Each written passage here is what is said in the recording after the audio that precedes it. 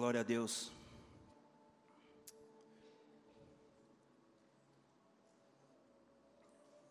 Glória a Deus. Ruth capítulo 1 diz assim: na época dos juízes houve fome na terra. Repita comigo, fome na terra. Um homem de Belém, repita comigo, Belém, de Judá, com a mulher e os 2 filhos, foi viver por algum tempo nas terras de Moabe. O homem chamava-se Elimeleque, sua mulher Noemi, e seus 2 filhos Malom e Quilion. Eram efrateus de Belém de Judá, chegaram a Moabe e lá ficaram. Verso 3, morreu Elimeleque, marido de Noemi, e ela ficou sozinha com seus 2 filhos.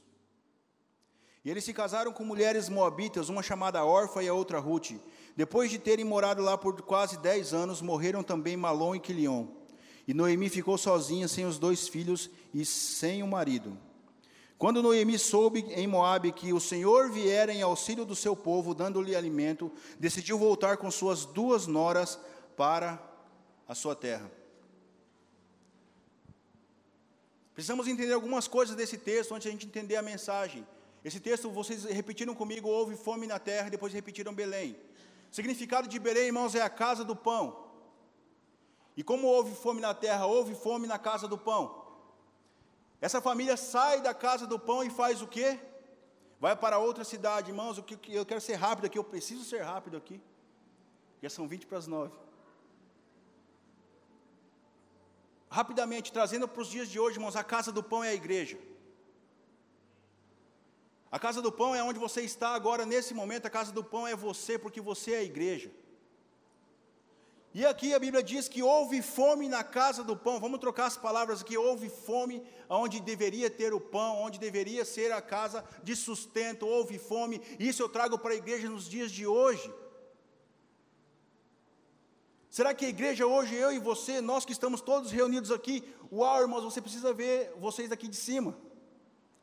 Que imagem linda, mas olha só, será que hoje a casa do pão, a igreja onde nós estamos aqui, temos pão? Será que pessoas não estão deixando a casa do pão de hoje em dia, porque não existe alimento para elas? Estou sendo bem claro aqui, porque não tive tempo de fazer uma introduçãozinha. Mas olha só, irmãos, essa família aqui, esse texto nos mostra isso. Precisamos entender nesse tempo, irmão, o que você e eu temos preparado para o Senhor. Eu já quero encerrar por aqui também. Mas olha só, o que eu e você temos preparado para as pessoas que estão ao nosso redor? Sabe por quê? Porque quando existe avivamento, quando existe uma propaganda do que está acontecendo aqui, isso vai ser propagado, o que aconteceu aqui essa noite vai ser propagado, as pessoas virão ver o que está acontecendo aqui. Mas elas precisam chegar aqui, irmão, e não encontrar, porque talvez a gente anuncie, olha, temos pão. Isso é a igreja de hoje em dia, olha, temos pão, olha, temos culto, olha, pintamos o púlpito de preto, olha só, o louvor lá é sensacional, olha só, porque existem essas propagandas da igreja. Ok, o púlpito ficou legal, há quem discorde, mas irmãos, isso aqui não é o pão para as pessoas, o pão somos eu e você, o pão é o que eu e você temos para oferecer para as pessoas que vão chegar até nós nesse tempo. Porque as pessoas virão, entendem, irmãos, hoje em dia, o pastor Lucas orou por depressão, nunca houve tamanha venda de remédios antidepressivos, e ante um monte de coisa para as pessoas melhorarem, para saírem da cama, para saírem de um mal que estão. As pessoas estão procurando sedentamente as coisas para preencher um vazio no seu interior, sejam os bares, sejam outros tipos de religiões, mas o que elas querem é preencher um vazio. E olha só, eu estava lendo um livro a semana retrasada que diz assim: a igreja tem o poder de mudar o mundo. A igreja local tem o poder, e só ela tem esse poder de mudar o mundo. Como mudaremos o mundo? Com o pão vivo que está dentro de mim e de você, se é que está. Eis a questão, o que nós como casa do pão, como igreja, eu não quero trazer responsabilidade dessa forma para a sua vida, mas que você possa entender isso. Pessoas dependem de você para se alimentar, porque elas sabem que você é crente. Pessoas dependem de mim e de você, porque elas sabem que nós estamos vindo na igreja todo domingo. E o que estou oferecendo? Talvez a pessoa entre na igreja, irmãos, e ela encontra as pessoas cheias, sabe do quê? Do pão de si mesmo. Que é um exemplo de uma pessoa que viveu o pão de si mesmo, chama-se Caim. Caim foi o responsável pelo primeiro assassinato da história. porque estava cheio de si mesmo, não tinha nada a oferecer ao seu irmão, e quando o seu irmão se sobressai diante da oferta dele, o que ele faz? Ele decide matar o seu irmão, cometer ali aquele ato, que ficou marcado para o resto da vida. As pessoas veem, uau, tem pão, uau, aconteceu um avivamento naquela igreja, uau, o louvor ali é muito bom, as pessoas nos abraçam, que bacana, irmãos, mas talvez ele chegue aqui, o que nós temos para oferecer para eles é o pão da ira, é o pão da inveja, é o pão da arrogância, é o pão de mim mesmo, é até mesmo o pão da morte. Isso é preocupante, irmãos. Queria ler com você um texto. Não precisa nem abrir. É em Apocalipse 3. Vai falar sobre a igreja chamada Igreja de Sardes. Eu quero aqui resumir muito o que eu queria falar, mas que nós precisamos falar. Diz assim a igreja de Sardes: ao anjo da igreja em Sardes escreva: estas são as palavras daquele que tem os 7 Espíritos de Deus e as 7 estrelas. Conheço as suas obras. Você tem fama de estar vivo, mas está morto. Esteja atento, fortaleça o que resta e que estava para morrer, pois não achei suas obras perfeitas aos olhos de meu Deus. Lembre-se, portanto, do que você recebeu e ouviu. Obedeça e arrependa-se. Mas se você não estiver atento, virei como um ladrão e você não saberá a hora que virei contra você. Pensamos estar vivos, estamos mortos. Sabe o que é isso? Quando as pessoas chegam à casa do pão, o forno está desligado. O que é o forno desligado, irmãos? É eu e você quando não oramos na nossa casa. Somos nós quando não buscamos ao Senhor como deveríamos buscar. Ok, irmãos, onde está o erro aí? Tudo bem, mas então não deveríamos anunciar que temos pão. Nós não deveríamos nesse tempo anunciar que somos pessoas que têm o que oferecer para as pessoas. Somos pessoas que podemos alimentar as outras. Nós não deveríamos anunciar. Porque é preciso ter pão na casa do pão. As pessoas precisam chegar na igreja e encontrar o pão do amor, o pão do abraço, o pão da alegria.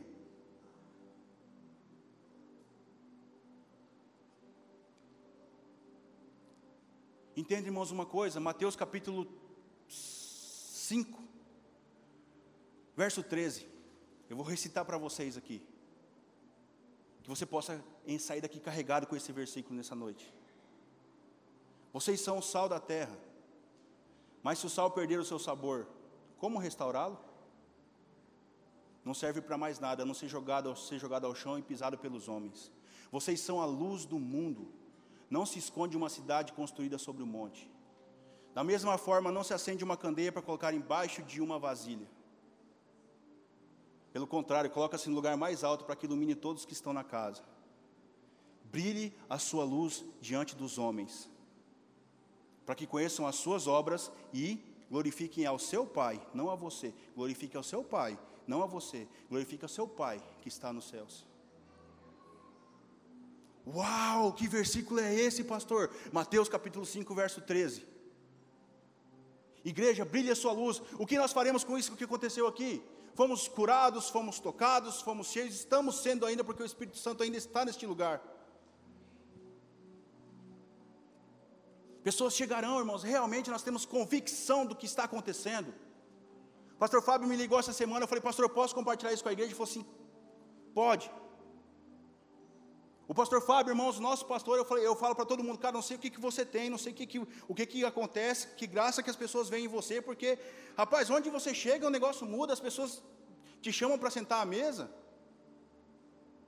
Ele é sentado à mesa com as pessoas de Curitiba, pastores realmente famosos lá em Curitiba e no mundo, que viajam o mundo inteiro, e ele assim: uau, o que eu falo? De repente chegou a vez dele, irmãos, ele soltou uma palavra. Na que soltou uma palavra, veio uma cachoeira sobre a vida dele, de profecias. E aí na hora ele me ligou, falou: filho, tá assim, aí não conseguia falar, e xarabalava, e aí ele falou assim: cara, se prepara, nós vamos ser compartilhados, nós vamos ser semeados. Preciso contar algo a vocês, eu ia fazer isso no começo, mas virou do avesso aqui. Irmãos, nós temos mais uma igreja, amém? Terça-feira começamos os trabalhos lá em Amambai. Nessa hora você poderia aplaudir ao Senhor. Nasceu terça-feira mais uma ICV Amambai. Isso é só o começo. O que fazemos aqui, irmãos, repercute em Amambai. O que fazemos aqui, repercute em Curitiba. O que é isso, pastor? Isso é prepotência? Não, isso é saber de que farinha nós estamos usando. Eu sei que farinha eu tenho pego e que saco de farinha eu tenho apanhado. Entenda, irmãos, isso não é arrogância nem prepotência, é saber para onde você está indo. E o que fazemos aqui repercute em Curitiba e tudo mais. Eu que não sou louco de perder isso. O pastor manda mensagem. Estou me mexendo bastante ou não? Dá um grito se eu tiver. Irmãos, eu tenho uns coaches aqui na igreja, amém? O pessoal me ensina, pastor, fica mais quietinho, não é não, mano?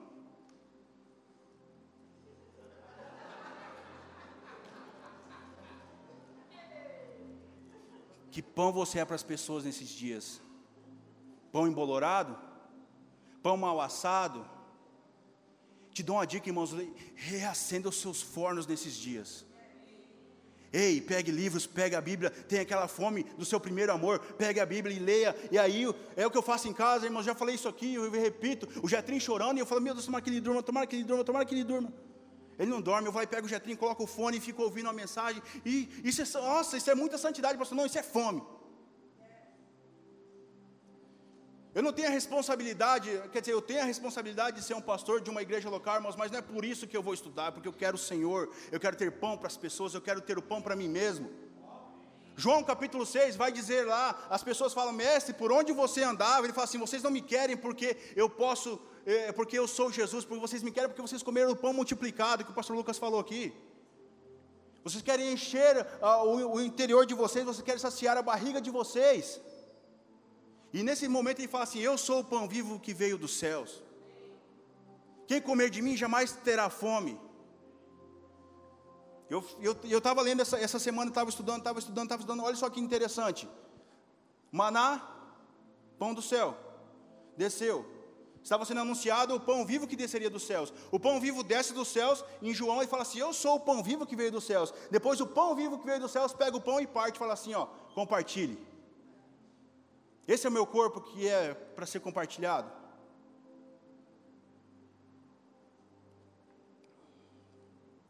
Mas irmãos, o que a pessoa está encontrando quando ela entra nessa porta? Eu louvo a Deus porque tem encontrado muita coisa boa. Tem pão sendo assado aqui sexta-feira à noite. Tem pão sendo assado aqui domingo de manhã. Tem pão sendo assado lá em casa toda manhã. Tem pão, irmãos, mas pode ter mais pão. Eu convido vocês a assarem os pães junto comigo, junto com a gente. Ah, pastor, se você não quiser assar, ele vai multiplicar o meu, igual ele fez com as pessoas. Mas vamos assar o pão, acender o forno. Falei aqui na última mensagem sobre queimar, eu quero trazer de novo esse versículo aqui, Jeremias 29:11. É isso? Eu vim trazer fogo sobre a terra. Uau! É isso? Lucas 29:15. Esse é dos planos, né? Tá bom. Lucas 29:15. Vim trazer fogo sobre a terra. E como gostaria que já estivesse queimando. Existem, irmãos, pessoas sedentas pelo pão que sai da sua boca e da sua vida. Existem pessoas, irmãos, esperando que esse pão venha para elas. Quando ela entrar nesse lugar, irmãos, ela tem que encontrar pessoas com vontade de alimentar com um pão verdadeiro. O problema, irmãos, é que às vezes a igreja se tornou arrogante demais. Olha só essa frase. A arrogância que nos leva a crer que somos superiores aos outros, começa no medo de sermos inferiores. Talvez a pessoa... a igreja é top, aí você vê isso, aí você vê aquilo, se aquilo toma conta do nosso coração, mas a gente começa a ficar acomodado. Deixa eu te dizer uma coisa. O acomodar, ficar-se acomodado, derrubou um sacerdote chamado Eli. Eli não corrigia os filhos, não agia mais como deveria agir em relação às coisas de Deus. O que Deus faz? Substitui ele por quem? Samuel. Depois, um pouco mais adiante lá, Saul, que era o primeiro rei de Israel, que o povo pediu e foi ordenado rei, ele é prepotente, ele começa a fazer as coisas que não era para ser feita, que Deus não queria que ele fizesse. Ele começa a ser teimoso. O que acontece com Saul? Ele é substituído por quem? Davi. Pasmem vocês, tanto Samuel quanto Davi eram dois meninos, duas crianças.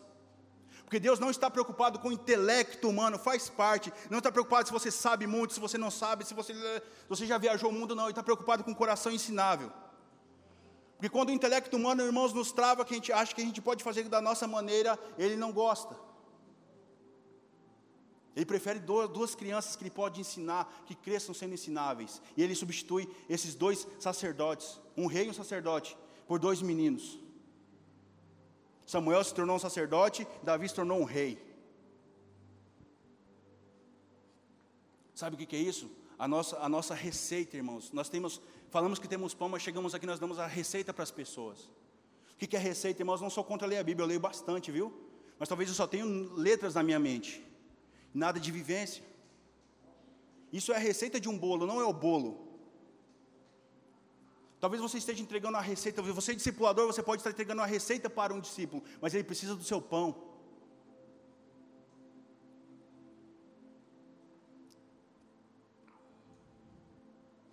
Colossenses capítulo 2, verso 2 e 4, já estou encerrando, irmãos, para a gente poder fazer a nossa Santa Ceia. Diz assim, esforça-te para que eles sejam fortalecidos em seus corações, estejam unidos em amor e alcancem toda a riqueza do pleno entendimento, a fim de conhecerem plenamente o mistério de Deus, a saber, Cristo. Verso 3, olha só. Nele estão escondidos todos os tesouros da sabedoria e do conhecimento. Verso 4, eu lhes digo isso para que ninguém os engane com argumentos aparentemente convincentes, fornos frios, argumentos convincentes. Sabe o que é argumento convincente? É mentira, é a manipulação, porque quando eu não queimo, quando eu não tenho pão, quando eu não tenho o que oferecer para as pessoas, eu me torno uma pessoa manipuladora. Nada de pão, só palavras aparentemente convincentes. Perigoso. Queria que você já pensasse sobre isso, nós vamos tomar a Santa Ceia daqui a pouco. Existe um texto, irmãos, queria que você abrisse esse comigo lá em Amós capítulo 8. Abra aí, por favor.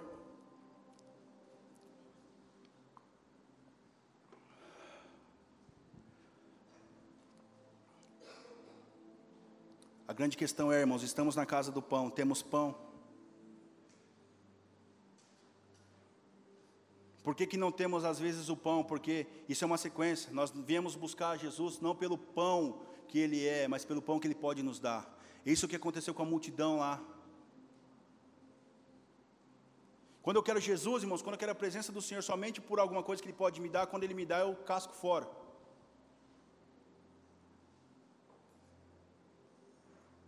Mas olhe só, pastor Lucas, Amós capítulo 8, verso 11. Estão chegando os dias, declara o Senhor, o soberano, em que enviarei fome a toda essa terra. Não fome de comida, nem sede de água, mas fome e sede de ouvir as palavras do Senhor. Esse tempo é hoje. Não deixe o seu forno esfriar nunca mais, meu irmão. Creio que muitos fornos, muitas fogueiras foram reacendidas aqui hoje. Não se preocupe com a liturgia, não se preocupe com o vídeo aviso, com o CV Informa, a gente vai passar no final. Mas se preocupe com o seu forno. Se preocupe com a sua casa, pai. Que tipo de bolo você tem servido aos seus filhos?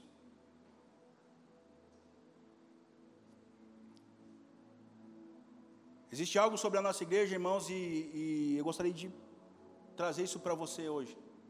Não sobre a nossa igreja, sobre a igreja como um todo, do Senhor Jesus. E eu estava hoje de manhã, isso veio aqui na minha mente hoje de manhã, eu quero compartilhar agora de novo. Talvez, por que não existe o pão na casa do pão? Porque a gente está de uma forma fria, assim como estava o sacerdote Eli, assim como estava o rei Saul, confiando no próprio braço. Em Apocalipse 3, tem outra igreja chamada Igreja de Laodiceia, uma igreja totalmente rica, e ele fala assim, vocês confiaram na sua riqueza, vocês confiaram no seu dinheiro, vocês estão enrolados. Aconselho que de mim compre ouro, aquele monte de coisa. Uma igreja, irmãos, que foi repreendida porque confiava na sua grana, no seu dinheiro.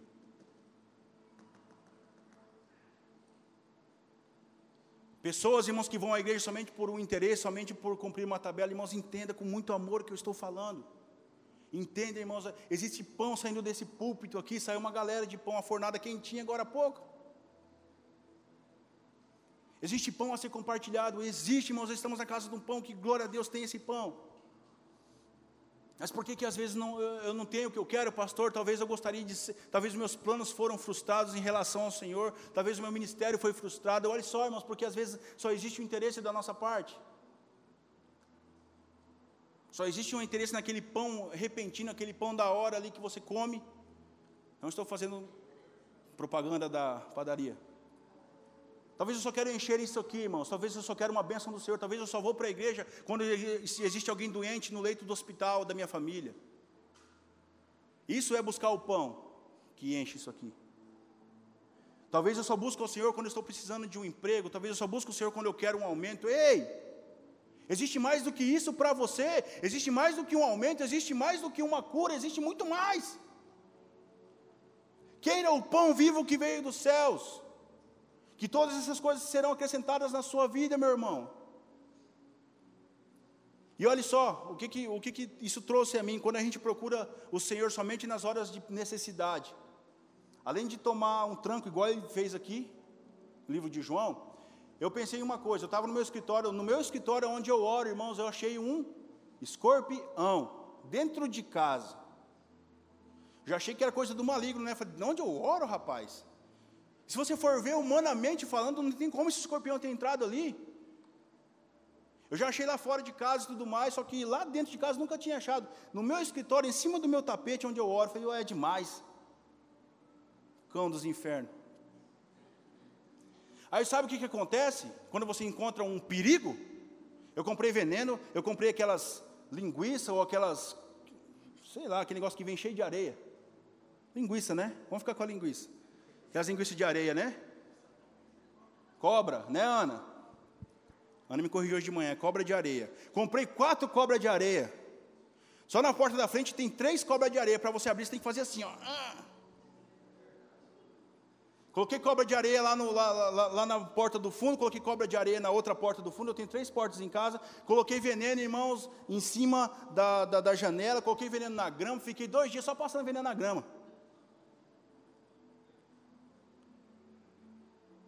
Mas aí ontem eu fui dormir, quando o Jetro deixou, e eu fui reparar algumas coisas. Sabe o que aconteceu? Já não tinha mais a cobra na porta, já não tinha mais o veneno lá que eu passei, faz 3 semanas que eu passei o veneno, já não tinha mais a cobra, já não tinha mais o cuidado, eu já não sacudo mais os sapatos antes de usar. Isso tudo foi ver na minha mente ontem. Eu já não vou lá, eu ia lá no meu quarto, ou no quarto da Lívia, e batia as cobertas assim, batia o travesseiro, virava do avesso, ia no carrinho do Jetro, batia o travesseiro, batia a coberta, batia tudo. Não faço mais. Mas espera aparecer outro escorpião para ver. O que acontece? A gente volta para o socorro. Talvez é por isso que não exista o pão, porque a gente só corre para o Senhor na hora que a gente acha o escorpião. Não devemos fazer isso, nós devemos ter uma vida constante com o Senhor, nós devemos ter uma vida de oração, hora após hora. Você jovem que está aqui, você adolescente que está aqui, essa é a tua hora. Acabei de falar aqui, a nossa igreja está expandindo, essa é a tua hora, profeta. Essa é a tua hora, evangelista. Essa é a tua hora, pastor. Sabe o que eu falei para esse menino aqui? Eu falei assim, cara, eu me enxergo muito como profeta. Eu falei, cara, então se comporte como tal. Se comporte como tal, irmão. Se você diz que tem pão, tenha pão. Se você diz que é uma pessoa do Senhor, queime pelo Senhor. E como que queima, pastor? Acenda o forno. Uau, pastor, eu gostaria de estar aí na frente pregando com você. Toma. O forno está aceso. Porque quem tem forno aceso, irmãos, identifica quem está com o forno aceso. E aí? Tenho aprendido muito com o meu pastor, mesmo à distância. Nós vamos nos preocupar com o pão que sai de nós para as pessoas. O resto é consequência. Ele falou assim, filho, sabe o que o Tom Sampaio me falou? Eu, o que, pastor? Que eu vou viajar o mundo. Falei, cara, eu já sabia disso aí. Isso quando a gente estava lá embaixo. Só que ele falou assim, sabe o que é interessante? Isso só aconteceu quando eu parei de buscar isso. Isso só aconteceu quando eu parei de procurar esse tipo de pão e me alimentar de outro pão. Não importa o que aconteça, mas eu estou com o Senhor. Esse é um tempo meu e seu de crescimento. Esse é um tempo meu e seu de conquistar as coisas, mas conquiste as coisas. Conquiste o seu pão, compre a sua massa, adquira a sua farinha, pega os seus ovos, aqueça o seu forno, depende de você. Compre a sua farinha, compre os seus ovos, o que mais que vai no pão? Sei lá. Eu só sei que tem que ter forno aceso. Não fornos frios e migalhas espalhados pelo chão, irmãos, chega disso. Fornos acesos. Fornos acesos. É fornos ou é fornos? Fornos, estou certo? Logo o Alisson me dando dica.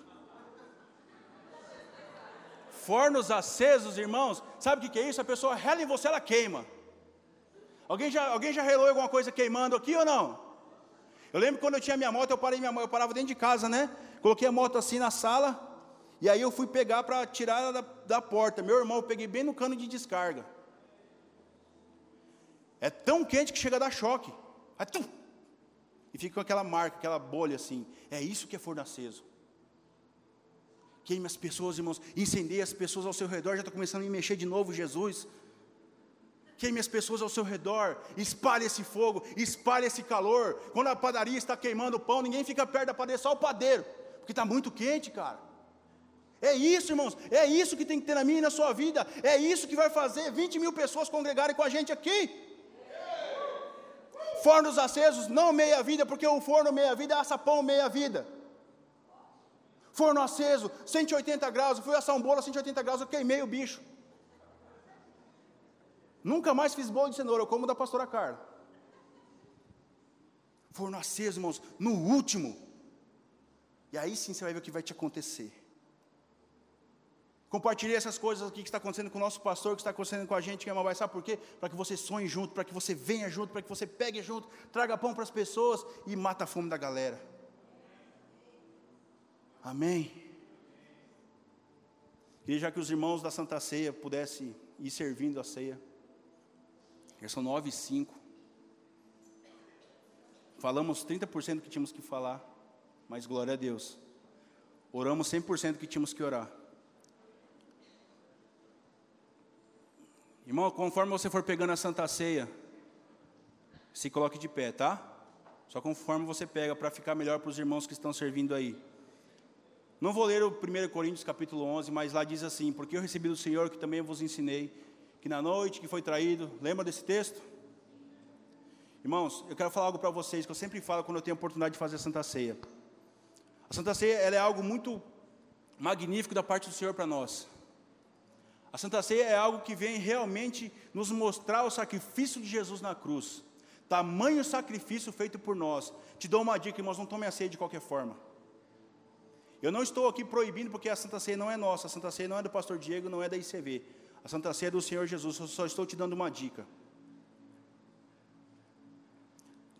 Se conserte, irmãos. Você vai ter um minutinho aí de curvar sua cabeça e pensar em algumas coisas. Irmãos, eu te digo, se existe alguém aqui na igreja que você precisa pedir perdão porque falou mal, porque aconteceu alguma coisa, irmãos, não deixe de fazer isso. Ah, pastor, é mais fácil eu deixar de tomar a ceia. Não, é mais fácil pedir perdão. Se existe alguém na sua casa, irmãos, que você não quis tratar perdão, você precisa tratar o perdão, faça isso ao chegar na sua casa, irmãos, faça isso ao chegar na sua casa. Porque o nosso costume, né? O pastor falou de pão, eu preciso entregar um pão para as pessoas. Sabe o que é o pão que o crente entrega, muitas vezes? Alguém aqui já brigou com a esposa? Quem já brigou com a esposa? Pode levantar a mão, eu já briguei com a minha. Ah, os homens não gostam, né? Vamos lá. Mulher, quem já brigou com o marido aqui? Olha só.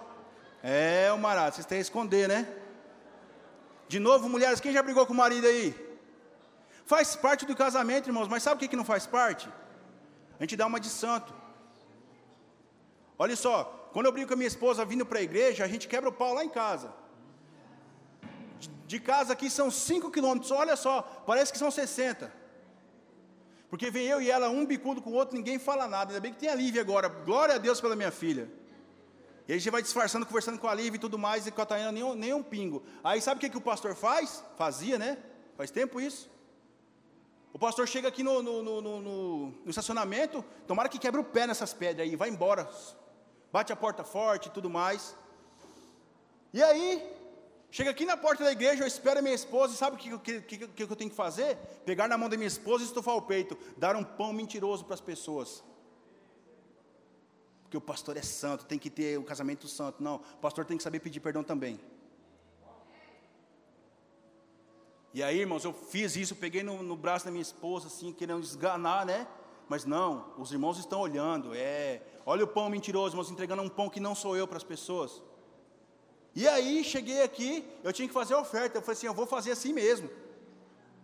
Não consigo. Eu ali onde está o Lucas e ela ali onde está a pastora Eunilda.